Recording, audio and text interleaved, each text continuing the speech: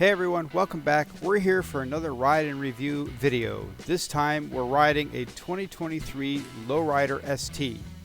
I did a little research on why this bike is called the Lowrider. Apparently it's a throwback to the original Lowrider.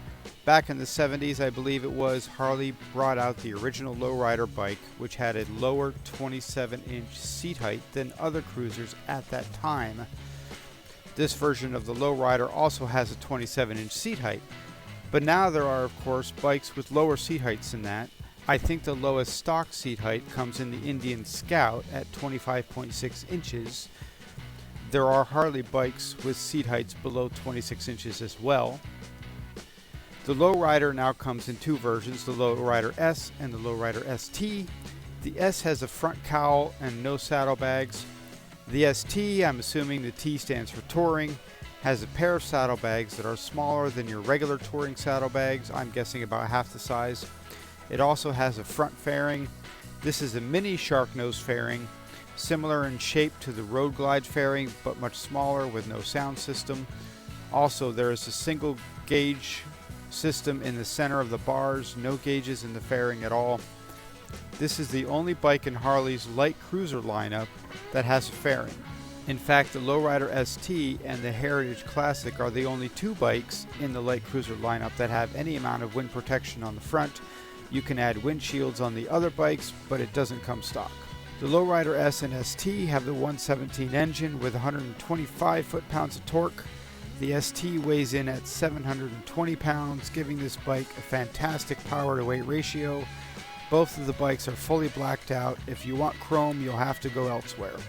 This bike actually starts at a price point higher than the base Street Glide and Road Glide, despite the plain Jane fairing, the smaller gas tank, and the smaller saddlebags. I'm assuming that's because of the bigger engine.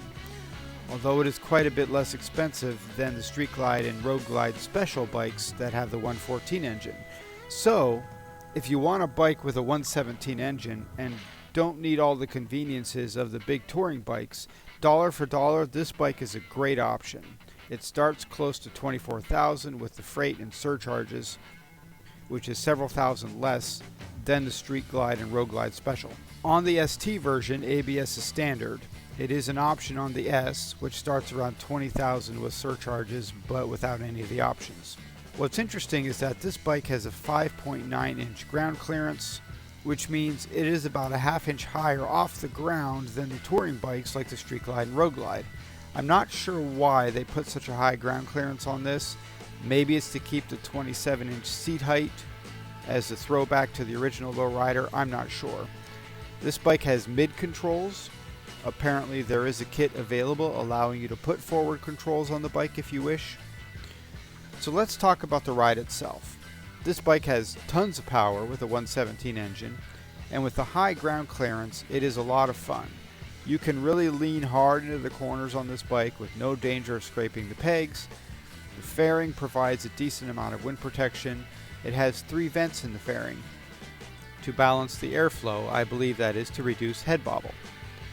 The one thing I didn't like about this bike was how high the mid-control pegs are in relation to the seat.